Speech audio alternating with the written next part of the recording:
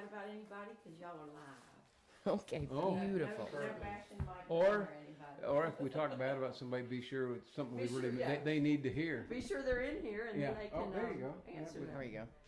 So yeah, this is going to be an exciting panel, and y'all are filling it up again today, right? Yes. So I'll move back a little bit and make sure we get everybody in the screen. We may have one more on this side. Okay. So I'm sorry we're less formal today, but I've learned that if we stop and start every one of So them, my grandkids somebody have gets this cut app off. So. Is this still in your frame? Oh my God, that's hilarious. Yes, When he showed me Is there this a little app. more? you got a little more room beside you. And it looks so real. It's like, I know they're these things that are happening now are so crazy. That's so funny. so here's me without my hat on. Okay. Recognize that guy? Actually, it's an app that my grandkids. I love that. That is so funny. Everybody has these apps. Yeah. Love them. She has this app. She did like all these beautiful, her and her horse and Oh, that was and ChatGPT. oh my God, so cute. I'll sit here. Just to keep us from fighting. That's it. What was your first quote? Oh, and now I got the wobbly. What is Y'all are that? good. Yeah, I'm more. Okay, there we go. It's better. Just be prepared if I start coming over. Yeah, you start You guys got me fading. pretty good on the first day, so it's all good. I know everybody else is coming. Yeah, they're all on the way. They're all on the way. Door. There she is. There she. Clay and Mike There are on the she way. is. Yeah. Miss America. There's Bob. I got a good solid chair for you too. Cuidado. And I think since it always starts with you, I may as well just. Yeah, you can moderate this time. That's what was said already, and I shall Perfect. do so. Thank you. Alex is going to moderate this time. You're like, please. You said she's and she. You heard the female pronoun and went, oh God, not me. You joined us? Met all of you, but Okay. I'm Caitlin. Hi, Caitlin. I'm Will. Nice to meet you. Hi, Caitlin. I'm Randy. Hi, Randy. Nice to meet you. I'm Amanda. Caitlin. You had a video. Yeah. Okay, I awesome. Very nice to get to meet you. did. You. Thanks Alex. for inviting me. I'm gonna go right here. Sounds We're good. almost I got it. That There we go. works for me. Perfect. Level spot. That's okay. The stools are narrow-based. Wait, wasn't Mike like just sitting outside As a long few as I keep minutes one ago? foot on the ground. Yeah, I just saw Mike. And Caitlin, you have healing for Horses for healing. horses for healing. I just had it Is that backwards. local? It is. Yeah, we're here in Corrales as well. 5 minutes down the Oh, road. good. Nice. Yeah. Wonderful. I know. Let's see. Should I just start without All the right, we boys? can start now. The boss is here. Are we rolling? Oh, there he is. Oh, we're One live of them right now, anyway. so Yeah, they're just Oh, waiting for us. I was gonna say Julian's not here.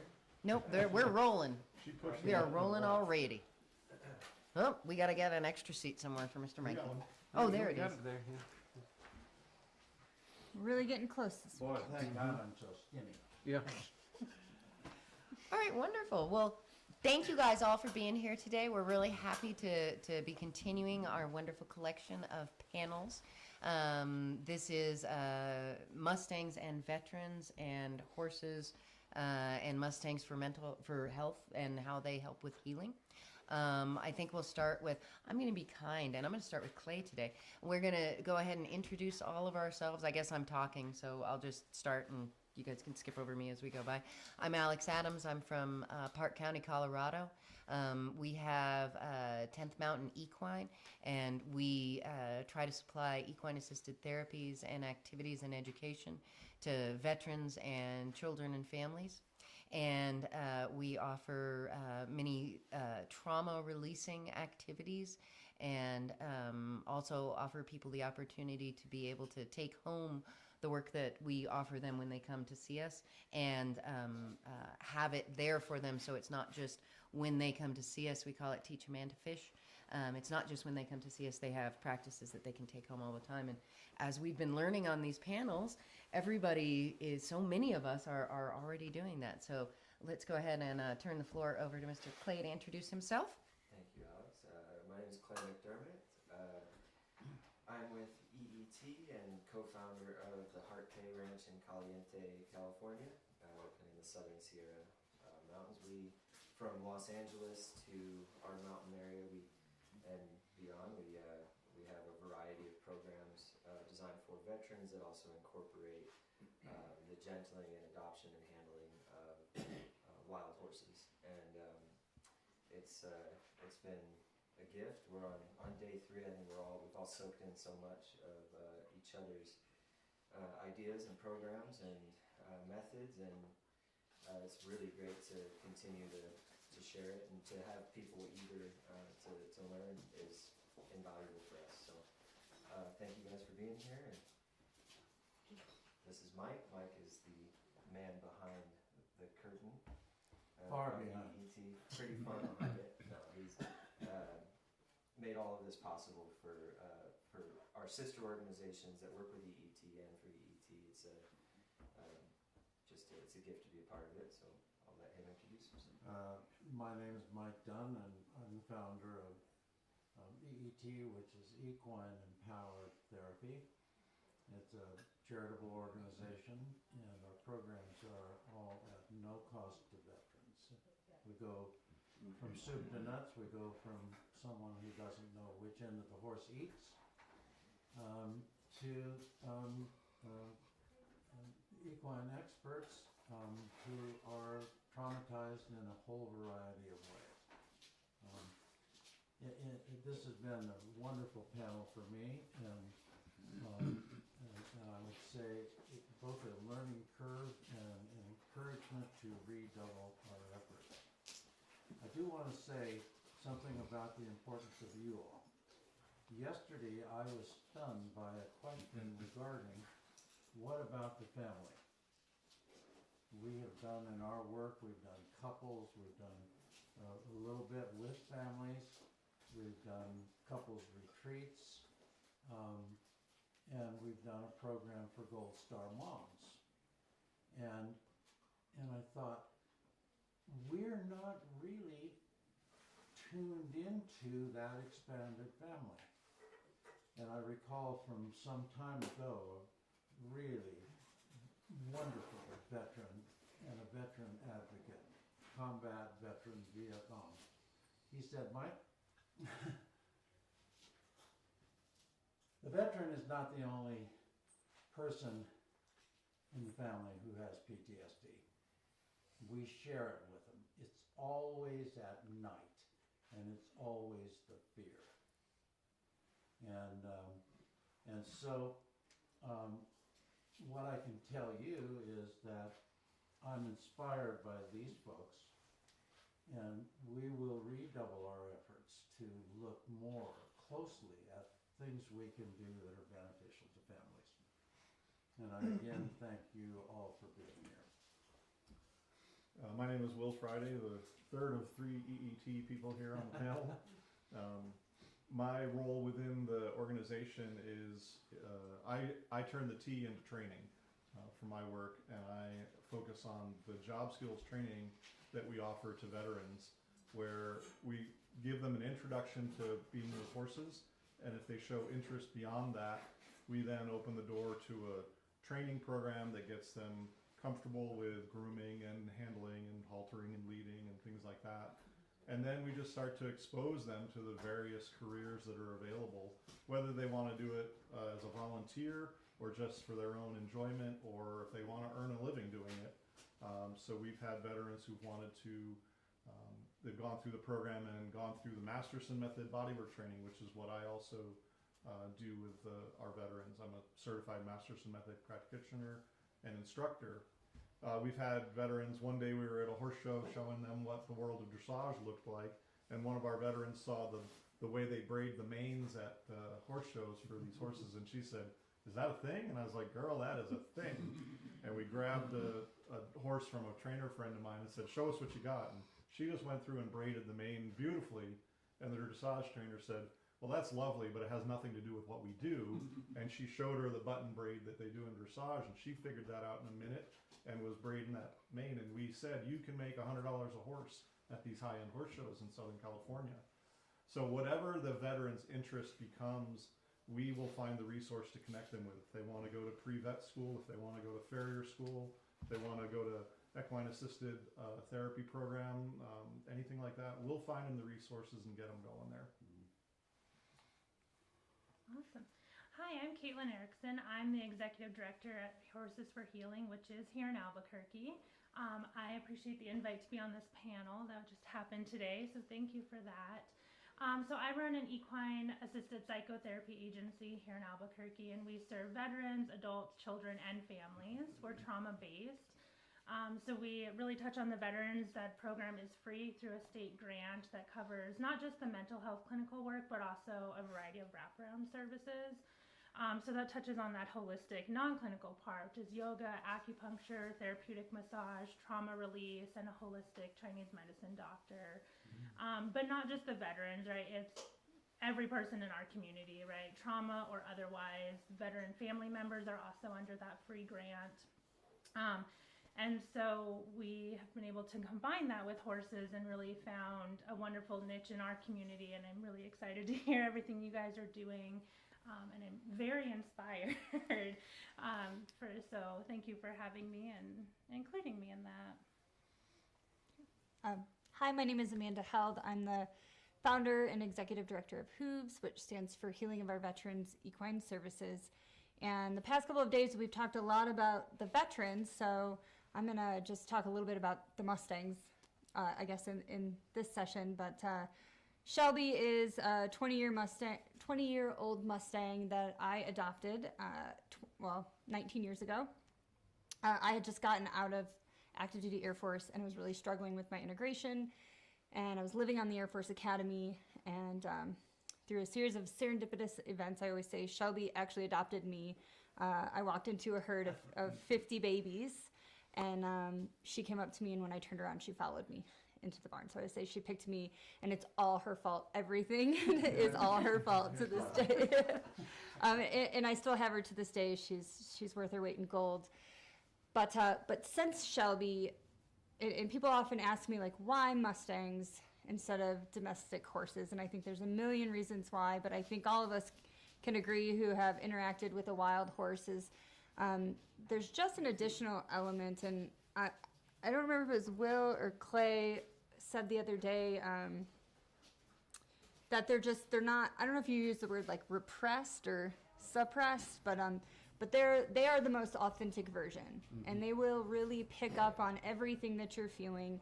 And domestic horses still have an incredible amount of value, but you said they're taught to lie. Is that what you said? They're taught to lie. The horses are taught to lie. But I just thought that was interesting because, because in the horse world, right, if a horse has a behavior that's undesirable, a correction is made to that horse. And when you're working with a wild horse, like there's just not that option, right? Because if you put pressure on that horse, it's going to explode. And so I think that is an incredibly valuable perspective, and one that kind of ties back into my experience with Shelby. And that was every day I knew that if I didn't consciously get present, and Mike also said it great too, and this is the best part about all of this collaborative effort is people say things in words that you have felt but maybe haven't been able to put it into words. And I know that every day I knew that if I wasn't self-confident, that I wasn't going to get anywhere with Shelby. And the other thing that's amazing about, I think, all horses, but especially wild horses, is that the feedback is instant. So the moment you step into yourself, it's there. The moment you step out of yourself, it's there. And I think, and I can't speak for anyone else, but I know for me personally, that is something that really drew me into that Mustang world. And I feel like I need to make a t-shirt that says, like, once you go Mustang, you never go back, or something like that. But Once you go wild, you never go back. Yeah, once you go wild, you never go back. But I know that for me, like, that took me, and I think I have lost count of how many Mustangs we currently have. I think it's like 13, but I try not to acknowledge that. Right. Yeah. But we have 37 horses total, but I think like 13 or 14 of them are Mustangs. And I do feel like they love this work. I do feel like this gives them purpose because, unfortunately, we can't control what the government is doing right now, and I don't want to get into that, but the reality is that there's 80,000 wild horses that need a home. Right. There's 80,000 wild horses that are being taken from life as they know it, and there's nothing anybody can do. It's happening. But when they are allowed to enter into these programs, and I can't speak for anyone else, but when they're allowed to enter into these programs, like my horses are allowed to have full expression.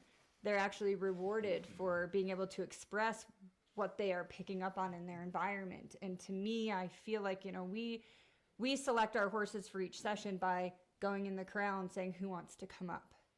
And I think that the horses are really energetic beings, and they're connecting with the people who come on the farm from the moment that they drive down the driveway. And so I always know when I go to the big field that whoever is coming up to do that session has actually a message for that person or those people regardless. And I totally rabbit holed here. I'm just kind of talking, but anyway, so I just wanted to highlight the Mustangs because I know we talked heavily about the veterans yesterday, but I just feel like all horses are valuable and Mustangs are unique. So I'll leave it at that. I agree. Ditto. Oh, okay. You're not getting off that easy. So I'm Randy Helm, and I'm a veteran, Air Force veteran.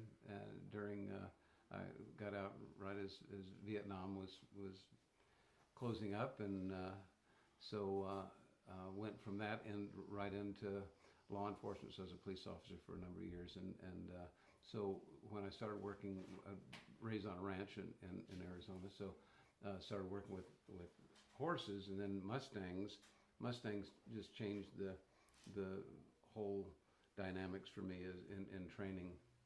And I'm not, there are great horses that are, I love quarter horses, I love Arabs, and but especially working with people, it just seems that Mustangs have this empathy, or I can't even describe it, but there's a certain energy.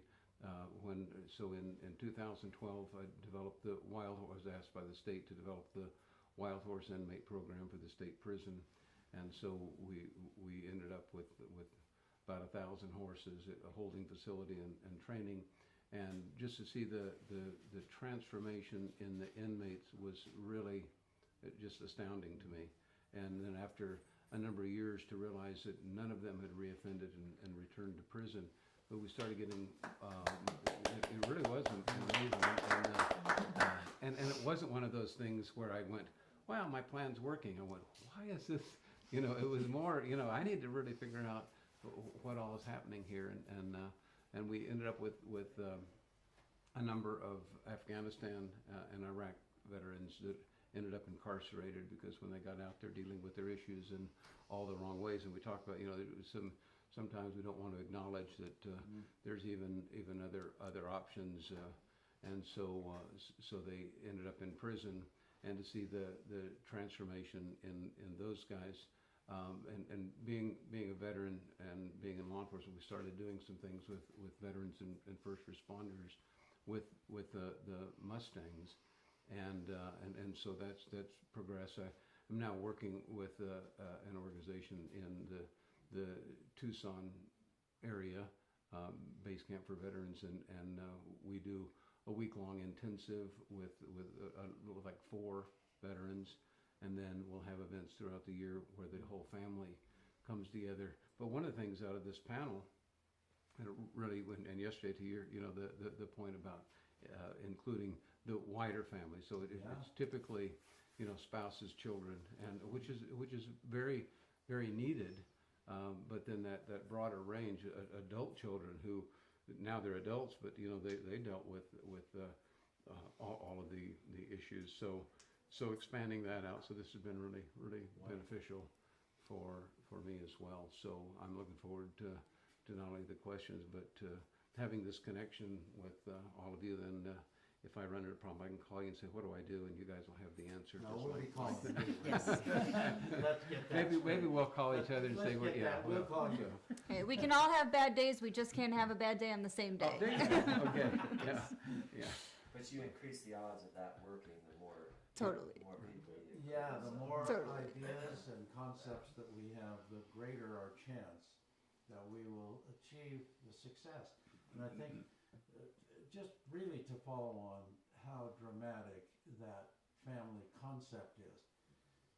You know, we have to realize that when we have veterans and they have these wonderful experiences, it is really in the home or in the family environment that they have to rely when life gives them a flat tire, right? When that wants to trigger some other awful action on their part, including suicide. Suicide, not discussed enough, still running over 20 a day. It's awful. And so anything that we can do to create a soft landing on those days where they just, something awful happened and they're ready to boom, you know, then I think that's very worthy, Randy. And this is going to be a collaboration because I'm dead set that we will really explore these things. I'm Lynn Thomas, and I'm actually a different representative here on this panel. So these wonderful people here all provide direct services to the clients. And in my role, I'm one advocating and helping to support them, ideally, in doing the amazing work that they do. So I want to share first, I am a licensed clinical social worker, so I'm on the mental health professional side, and my background is zero background with horses. And I share that because this amazing work of healing people through horses is an avenue to open up awareness of what horses can bring to lives, and it can bring more people into this realm. So when we're talking about finding homes for Mustangs, finding homes for horses, these programs and the work that we do are introducing, both through your clients, you're introducing clients who've never had access to horses, never been around, never even had an interest probably a lot of times, into this realm. And then you're also introducing professionals like me into this equine world that was never even on my radar of having an interest in, and now suddenly I've spent almost 30 years devoted to advocating for horses and how they can help mental health.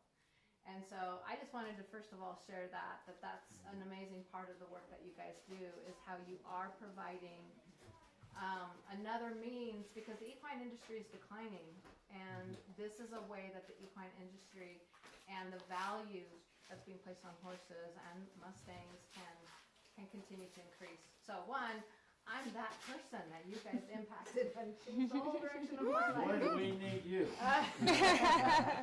And then the other thing I did is then I got involved in, there are training organizations out there, so for people, horse people, or people in the personal development, mental health realm that are interested in doing this type of work, there are different organizations that you can go out and get training in, and it's not necessarily going to train you how to be a horse, the horseman that you guys are, or a mental health professional. You get that kind of from other avenues, but these organizations are to help you create programs and how to intersect the two. And what are some considerations you might want or need to know about in providing these kind of services? Because you're healing people, you're working with people usually that are in vulnerable places in their lives, and that's important to recognize and acknowledge. And so I'm with an organization called Arenas for Change, and we're one of those many. There are several different wonderful organizations out there that you can turn to if you're interested in starting a program, or you have a program going and want additional training. Then the other part that I'm involved in is a nonprofit organization we founded in 2021 called Horses for Mental Health. There's a banner right here you can look at, and it's purely was a heart project that has really taken off in amazing ways. We want to amplify awareness. We want to take it to another level of bringing awareness to the general population that if you're struggling and if you're suffering, there are many solutions out there, and programs that incorporate horses are one of those solutions, and most people out there still don't even know this exists. And these programs, as represented here on this panel, are doing amazing things. Lives are being changed in ways that people aren't finding in other avenues. So we really want to get the word out there. We have partnered, thank you, with Pat and Equine Network, who represents Equine Network here, and with the Echoes Film and Arts Fest, and we have other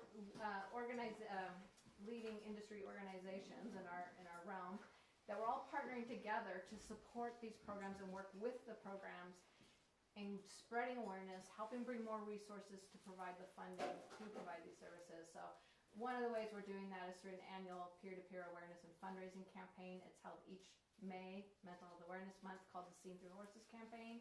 You can join our email list at horsesformentalhealth.org to get involved and help us spread videos, help us spread stories, help us spread awareness about these programs existing, and help support these programs in general. So contact us to get involved with that and support that cause. So that's what I'm here. I'm here just to do whatever I can to help these guys do the amazing things that they're doing. So I have a question for Lynn, not to put you on the spot, but to put you on the spot. okay. In light of Mustang speak, so you've been in this industry for 30 years.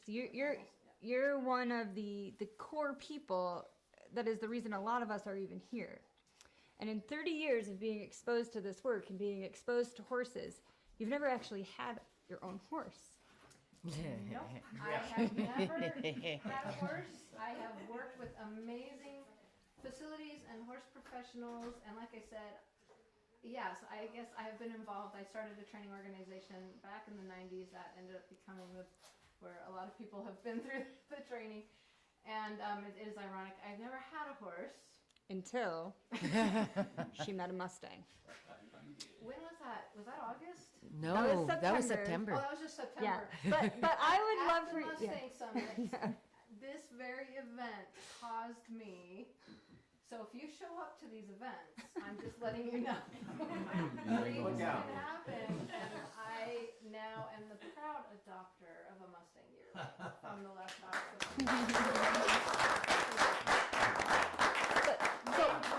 Name milkshake. But I'm just curious, what was it about milkshake that spoke to you and made you decide after 30 years to own a horse?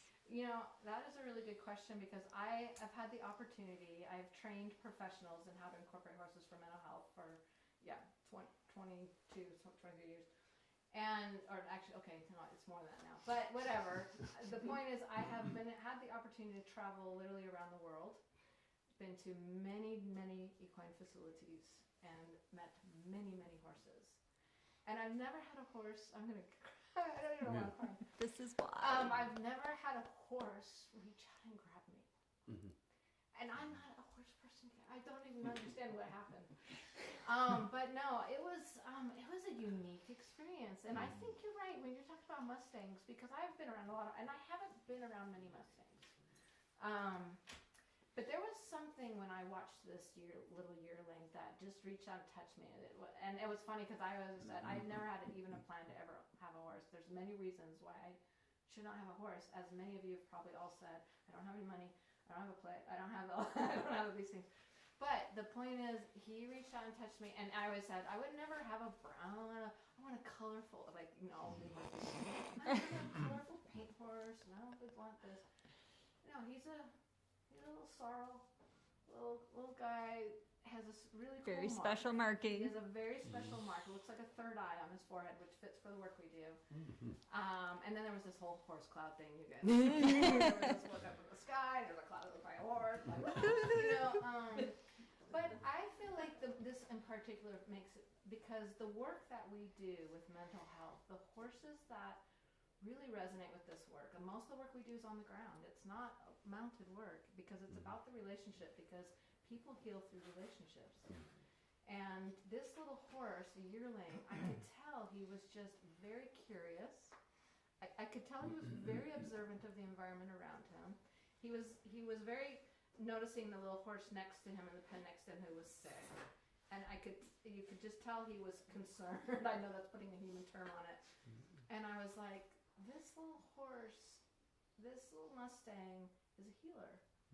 And I think probably people who are around Mustangs, that's probably what you guys say a lot. They are healers. So I just felt very connected to this horse, and for one thing led to another when I was arguing the whole time. She has terrible friends. I was like, no, this is not a good idea. And I left with a Mustang. So I think that's what makes Mustangs really special. That the fact someone like me yes, I am devoted to horses because I know how they change lives. It's in a way I've never seen any other environment. I've worked in a lot of environments. Never seen any other environment than with these horses. Change lives the way that these horses do. And then that Mustang reaching out and grabbing me. Well, if that happens to me, imagine what is happening to people who have never had a trusting relationship in their life, who have had unhealthy, dysfunctional relationships throughout their lives, and to have something like that reach out and touch them. And that's what Mustangs especially can do. Beautiful. Okay, I didn't Thank know I was you. going to tell that. You did put me on the spot. I know, but it was for the greater good of everyone. Absolutely. It's very special. So thank It's you for very sharing special. that, because I just think it Thank you. further drives home Yes. why we're all sitting here. And I'll put a drives lid on home this. why we are having the Mustang Summit, like that this is an avenue and a place for us to collaborate and connect and just spread that awareness and to introduce people to Mustangs through what we're doing.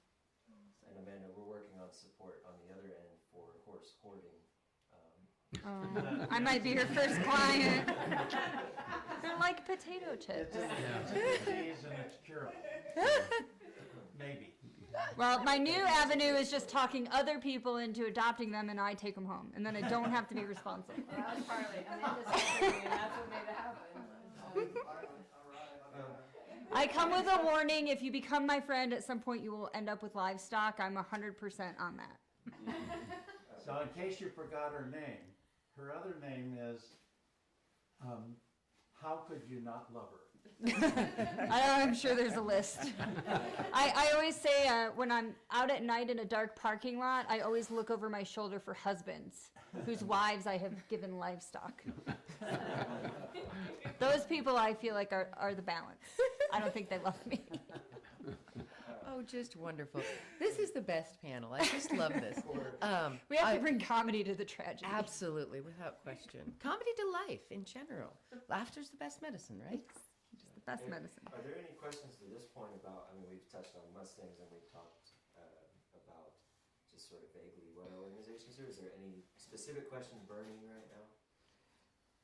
What literature or materials do you use for the people that you help or reach out to?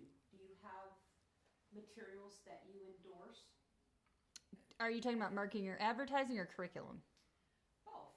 A how-to guide, maybe? Yeah, like, somebody who's been there, done that, and has two boys that were former Marines and served in Afghanistan and Iraq, and I'm familiar with all of what you have been talking about as a mother of two former Marines, and I've seen those struggles, and I've watched them endure the suicides of their friends, up to 3 a year. I mean, it's something that is not spoken of and is pushed under the carpet, and I'm very passionate about being able to help, and I actually wrote a book called The Mirror Effect, which I will give you a copy, and I will give you a copy if you'd like to review it. But I've had a number of veterans that I've given it to that have told me it's been a defining or pivotal part of their mental health journey and physical journey. And so I'm proactive to following what I've seen in rape crisis management, where they have a list of books that people can access, because one conversation or way of verbalizing something may not reach the person, but another one will, and vice versa. So I'm curious about what you have available. One, as a mother of two boys, I'm always looking for materials, because it doesn't end after they come home. It's a lifelong process. My dad is also former Navy, and I was raised by a father who struggled with PTSD from the Navy. So subject close to my heart. I'm really grateful that I could make this panel today. Why don't you write the book? Well, I've taken some effort to it, but you know, when you're looking at Well, the how-to resources, guide I'm talking about. Why don't you write the how-to guide? Ask all these guys. well, that's another option. Um, I'm not afraid of that. So I can say something, but I want to see if anyone else has something to say, because I talk more than everyone else. We're guilty as charged. We are guilty as charged, and having had an opportunity to work with Gold Star moms, you know, all moms who lost a son in service to the country, right? We get a lot of information, but we haven't put it out there for other people in that situation. And I believe that we need to take action based on these discussions, this meeting, your question, right? To amplify from our point of view. We're not the mental health side, but we are what happens with the horse side. And maybe some of that could be part of the literature available. And so I absolutely thank you for your questions, and rest assured that we will undertake to do better on that score. So the book that we use with our veteran participants in the program is one that's created around their experience. So we have an amazing operations manager who does photos and videos and graphic design, and at the end of every program, a few weeks or a month or so later, they get a little coffee table picture book of photos from their experience, and that we get feedback from our participants that say, I look at that and it reminds me that somebody cared about me on that experience and that's there. So we generate our own. It's not a how-to manual. It's just a reminder that there's resources out there, there's people that care, and you can come back anytime you want. Yeah, We could send you the one that we did for the Gold Star Moms that Will is talking about. And it's a nice hardbound book, and it clearly shows each of the moms. They were working with a Mustang, weren't they? Mustang selling? Yeah. So they were working with a Mustang, and the way Clay and Will set it up was they were progressive. So one started, the other built upon that, and so I think you might enjoy that booklet. It's not what you're asking for, but it's the best we've got. Well, I really appreciate the reciprocation, because what goes through my mind is I'd be more than happy to gift this book to your participants. Okay. I've given away hundreds of copies. My dad gave away hundreds of copies. It's for sale on Amazon. People can buy it. It's for sale in any major book retailer. But the bigger agenda is that reciprocation. I would love a copy of what you provide. I think that is a beautiful offering to people who are hurting and working through issues in their journey. And I would love to reciprocate back. You give us, any one of the three of us, your contact information, address or whatever, and you will have that this week. Thank you Next very week, much. I'm sorry, next week. I look forward to It's that. funny, you know, cowboys love trading, but it's always bits and spurs. I think if more books were traded, we'd actually. I A little agree. farther ahead, yeah, totally. I grew up in cow camp, and we had 2, maybe 3 books that we could throw in our saddlebags to take with us. And it was an important part of not just the conversation, but we actually did what nobody does anymore, and that's talk to each other. Yeah. And then on a local level, you know, my agency does that locally just within the veteran community and providers. And hearing all of these wonderful people talk, I think, in your question and everyone else, is that inspiration to not just share on the local level, right? But like No, it's use not. you guys and all of the supporters. And Lynn, of course, we're a part of Lynn's Horses for Mental Health. But right, I think like to take that material that we're all using and we've all put our spin on, but like branch that, you know, and that's part of like we call it outreach in our program, you know, and that's really, And you know, I think wanna we could say- do that more. Caitlin asked me just not too long ago about how to break into working with Mustangs, and well, currently, you know, she's working with gentle horses, broke horses, and you know, and having success with that. And so, and my first thing is I would say is take away the misperception of the Mustang being some unachievable, you know, that you can't read. I worry more sometimes about people's broke horses around people who haven't been around horses, in terms of if you're going to have minor injuries, nipped, bit, you know, things that, you know, a wild horse is obviously, you know, the goal is to to join up and get closer. Whereas some horses who are so comfortable with your space that it's actually more of a liability for you. And so there's a lot of things that, you know, really people in your mindset are exactly what we need in terms of, you know, I would really like to, and you can, you know what I mean? You really can. It's, and there, I mean, the Mustang is different. I don't know, I talk about not separating them a lot. They're a horse, and they are. But it is different, just not as drastically different as you would think in your ability to handle it. And like I said, there's a lot, like I said yesterday, it happens naturally between a Mustang and a veteran or anybody. But there is, you know, and my answer was, you know, just look into it and start doing it. Don't, you know, and we talk collaboration a lot, and that's why I said, well, you know, I know you're in New Mexico or in California, but get yourself, bring one of your horse clinicians, come out, because we have a lot to offer, you know, in terms of how we handle horses. We'll have Mustangs to work with, we'll, you know, and then also the clinical aspect of your profession and what you do, you know, it's to have that perspective, and again, just like trading books, to trade those things off is what really makes it successful. Well, I know one of the most successful collaborations that I witnessed with my boys, and this is something again that a lot of people didn't know, but they were buying their own combat equipment because there was only a certain amount that was issued, but there was critical equipment that they needed to go out into the battlefield. So they developed their own system for gifting the equipment they had bought for new recruits coming in as they were transferring out. And I was a part of that only because my sons included me in the documentation of that. And the gifting of things that are meaningful are lasting and possibly life-saving.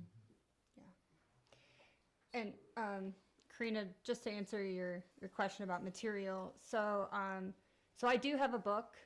It's on grief, and it's written as a children's book, but it's really for everyone. And we can do a book swap because I brought some copies. But I wrote the book. I lost my dad unexpectedly in 2013, and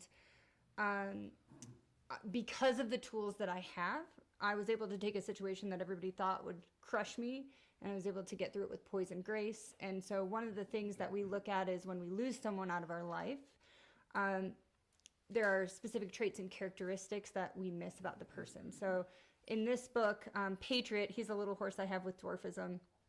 He's kind of the sage wisdom character, and so the little boy is crying, the farmer's gone, he says, what do you miss about the farmer?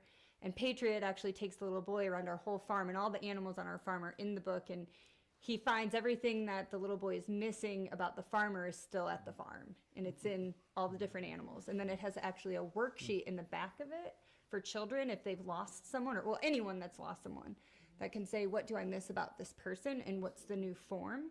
And so we kind of, it goes back to the universal law, the law of the one and the many. So when we have traits in one and that person leaves, they disperse to the many. And so that's just kind of a high level look at some of the deep work that we do within the program. And then the curriculum I've developed over the past decade, from learning from taking bits and pieces from a lot of psychologists, philosophers, you name it, and putting it into a system that I feel each lesson builds on the next. And I can't speak for anyone else's program, but our program is kind of, we have these different worksheets. Each worksheet is a lesson that addresses a different problem.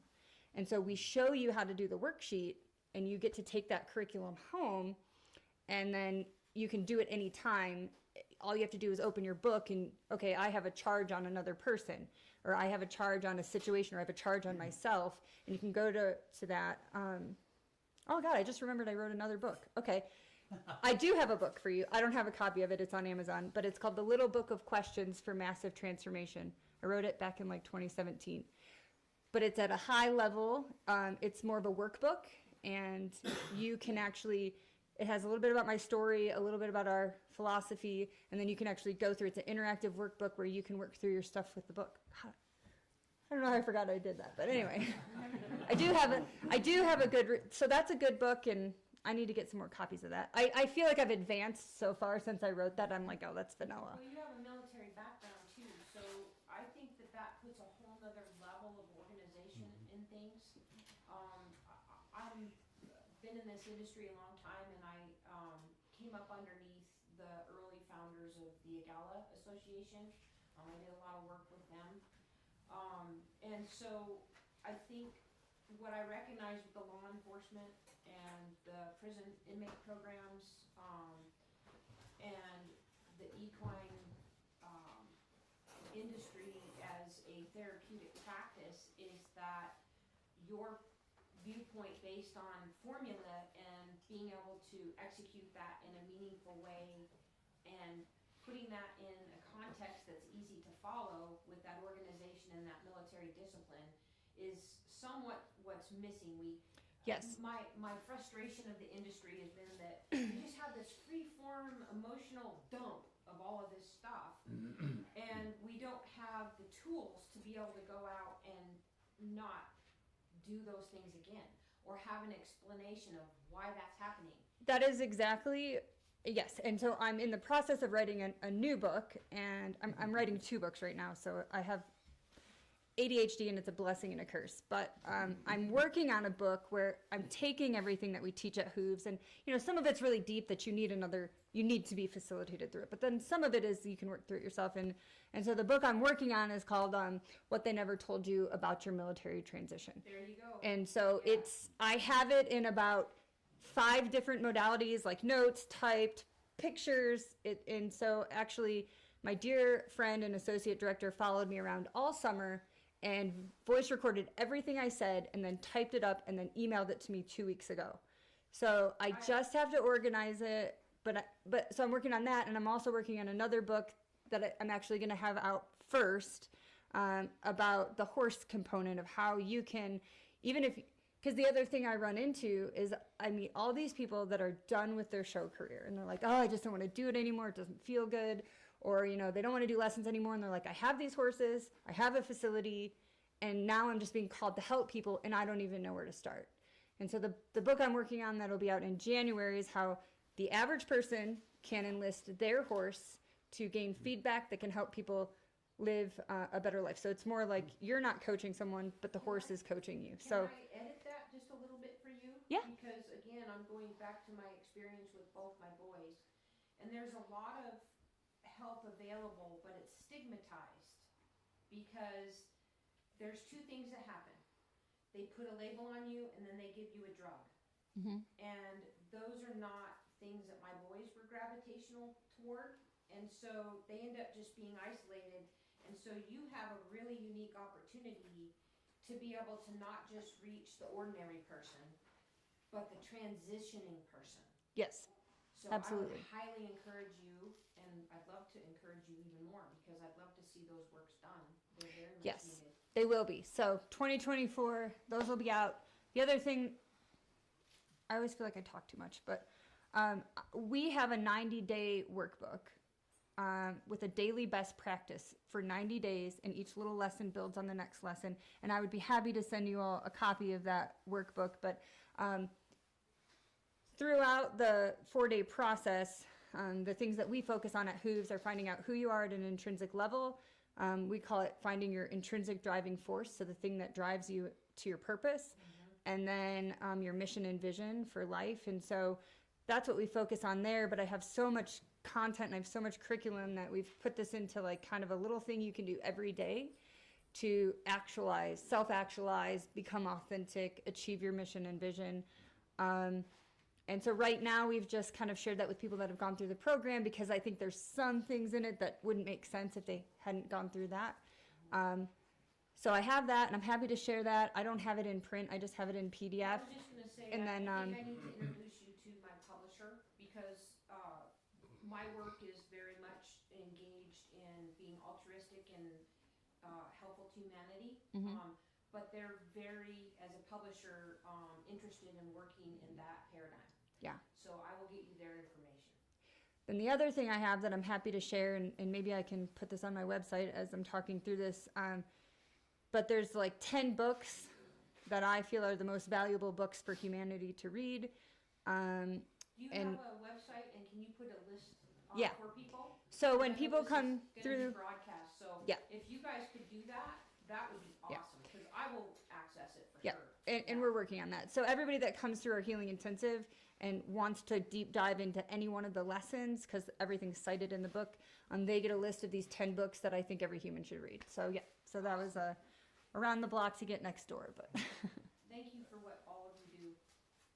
It's really impressive. Thank you for being here. I would, from a non-clinical stance, I would just to kind of simply put too, when we say the stigma, the avoidance of certain, even because with equine therapy, a lot of horses are a natural draw for people, but even that sometimes can be, well, I don't want to go pet a horse and be told I'm okay, and I don't need to go do that. But this is a more kind of a more challenging, a more sort of or relatable. Not that's not the first word I want to use, but the idea for people who are not familiar with horses, the idea of taking a wild Mustang and getting their trust and getting their respect is, I think a lot of people. I was talking to Randy about the prison program and how a lot of people might think, oh, I'm going to have to come and tough this one out. I'll show up and I'll get it done. Well, and then the reality of that is where the healing is, but it's not the draw initially. The initial draw turns into next thing you know, and I might go that day and say, we got to go feed cows. You're not in a good place. We want to go fix it. Well, all that within and of itself is a therapeutic action. But then later that day, oh, look who's over there petting a horse, telling themselves it's all okay.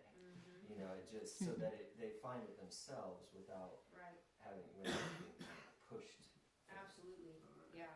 Well, and to Clay's point, so I agree that it would be great to have resources, and what you're working on I think is fantastic. So, and that's a lot of the reason that we're meeting together. There's like zero competition. We're always saying we want to do what's best for the veteran, and what we do, I at least speak for myself, is so much. You need that open door. Change is relational. When I developed it wasn't PTSD, it was critical incident stress at that time. But we on critical incident, we'd have all the police officers, first responders get together with the psychologist, Kleenexes, donuts, and coffee, and nobody would say anything except for usually one guy that you didn't want him to keep talking. Or something. I feel that. Yeah, but and I wasn't talking about I like what you said, but Tracking. But so much. But what I found was it wasn't uncommon for we called it 42. It means meet night some officer that was involved in that. Let's say kind of 42, and then they it's so much relational. So what horses do, especially Mustangs, is it just opens a door for that relational connection that is non-threatening, no stigma. Horse doesn't care.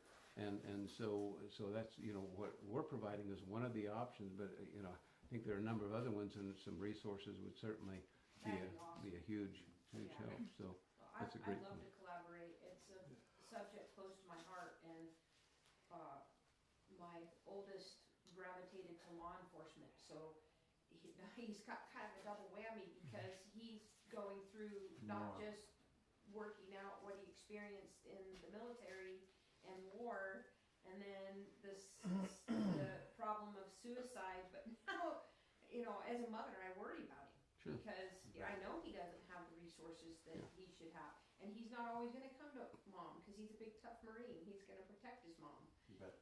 So I'm super happy to be a part of that in some way.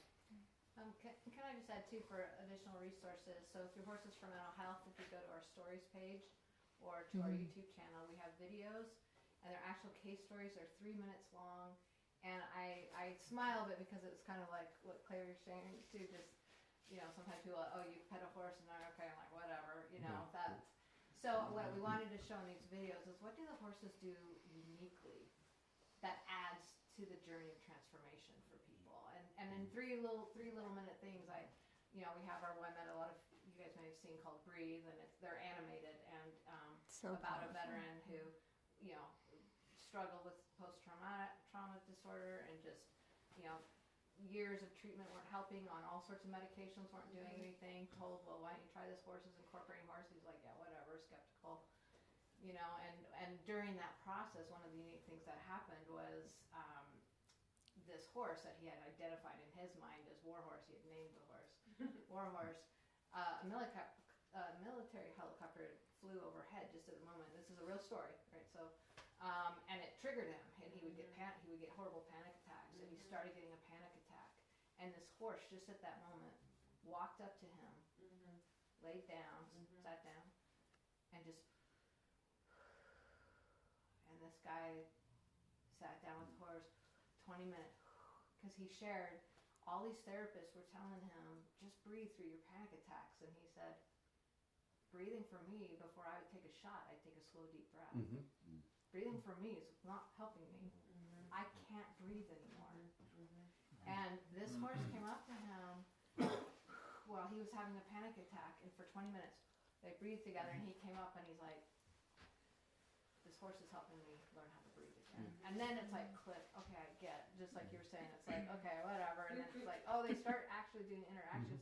But these horses do unique, amazing things that you don't predict, that all of a sudden connect with veterans and anybody at these levels, that embody, they physically feel and experience this new way of being. And that's so true, and it's very, so instead of telling them you need this, it's putting it out there for them to find it. Yes. And that's what ends up happening at the end of it. Like, I might, you know, we might be doing something completely different. But then later on that day, or day 2, or day 3, or, you know, not on any schedule that I created, you know, they'll find it, and you look over and you go, and do I need to intervene at that time? Well, not really. You know, it's sort of, it has a way of finding itself. And if I could just tell everybody goodbye for a moment, I've got a clinic with my little horse at noon. Who is doing amazingly well. So the horse is doing good. So they'll probably solve all the problems as soon as I walk out. And, you know, but so let me know the answers. So I want to say this: this is a lot of talking, and you know we've all been talking, you know, for 3 days. And so when we left the panel yesterday, which was a great panel, had to say, and of course, first thing I see is Randy in a very good spot with his horse, which was exactly what I needed at that time. Because I knew what that was, what was going on in there. I said, "Oh, thank gosh!" You know, but in that horse, the look in his eye, you know, that's what it's about. And so,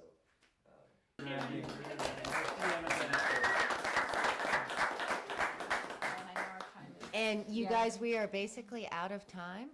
Thank you so much for your question.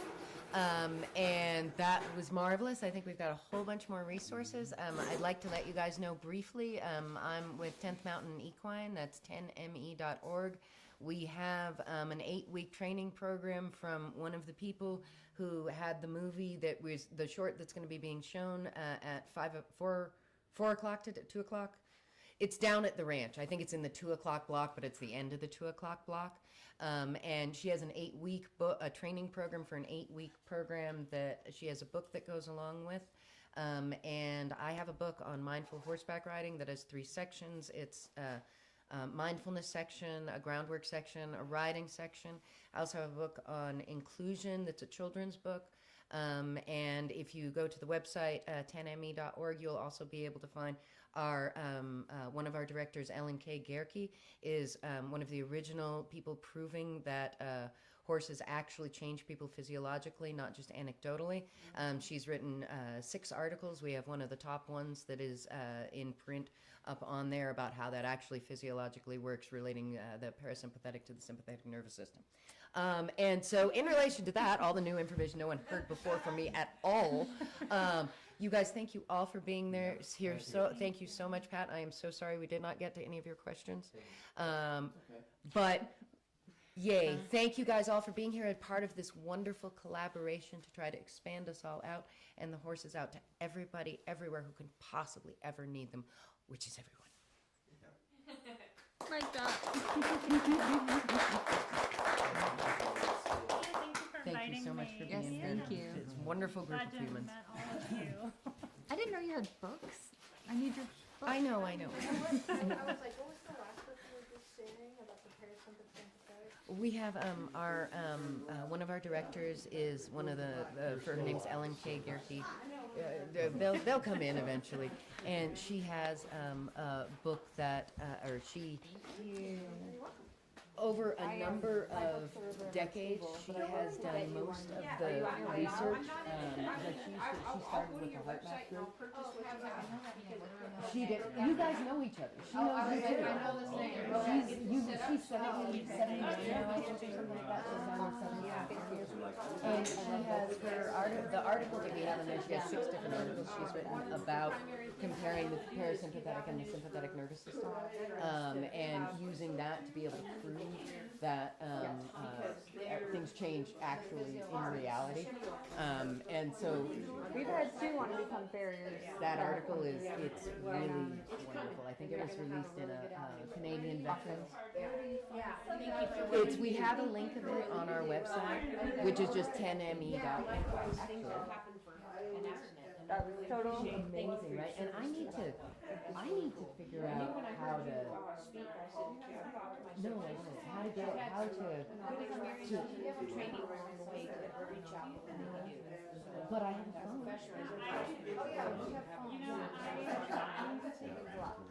Yeah, well, she's doing what you're doing, and if you ever need any support. Yeah, well, And don't let me forget, I will get you the information for my publisher. yeah. I was just gonna self-publish on Amazon. What, Covenant Books? Yeah, Covenant, new Covenant books. So don't self-publish? I wouldn't, I did it, and it's, But our children's book is self-published. But my other one, I went I'll do through it right Hay now House. before I Or- forget. But yeah, I don't. Covenant. We are. Well, that's okay. It gives her all this opportunity to take all these weird little snippets if she wants, right? Yeah. It can be over voiceovers. Lyft driver that you gotta know if you know, because she's gonna tell me the racetrack was today on the way out here. I was telling her, so she came. They take 5%, but, yeah, we're a team, we work together, I try to get out of course, people always bring me back in, which is so nice. Well, that's, I turned down a number of contracts, but that's fine. Time is really, important to me, and it's important to everyone, but I can't always be on schedule because of what I do. And so I need to have that working time to extend out if I need to. But I just found that they were a wonderful team, and I've had a wonderful relationship with them. They're very proactive to help people, which was really important to me. It wasn't just about a baby abandoned. So overall, for me, it really worked, and they are very fair in their royalties. And it's, you'll have a contract with them, and you can negotiate to your liking. And that's what I really liked about it. No, right? Hey, Bill. I didn't see, you know, I saw your video on this wasn't it more sweet? Oh, okay, well, I don't even know Well, no, where I've it's been watching so many videos. Was it the one It with was in, Bill, the one that was Discovery talking, and there's Discovery. No, it's you were just like, And then there's 3 Point Center over in Hurricane. Okay, yeah. It was very good. And then there's also, Yeah, getting stable. Oh, it's good. and Duchesne, that's the wilderness program. Yeah. Yes, I can It was very good. Yeah. Yeah, you guys were nuts. I didn't recognize you guys when you were walking I around know. her hat. I was like, okay. I've seen her before, I've seen her. She's got a program here. Yeah, they actually. And Lynn, Yeah. I think I met you. I feel the same way. What's your last name? Yeah, And it just Erickson, fell but down, I'm and Dr. I Drawley. never thought Yeah, I was gonna. that's what I do. be Yeah, I knew your mom resurrected. too. So then I started working on another We met at documentary, Dolly's place. She was and trying to sell the her a other horse. executive And producer she was riding my was like, mare. we wanna. Okay, that makes Yeah. sense. Vanessa. Yeah. You Yeah. were the doctor that I'm Well, she's Yeah. finished. You had a Jamal child, is the didn't you? one Did you that get married? started. Yes. Yeah, I follow you through the whole You whatever. know, Or my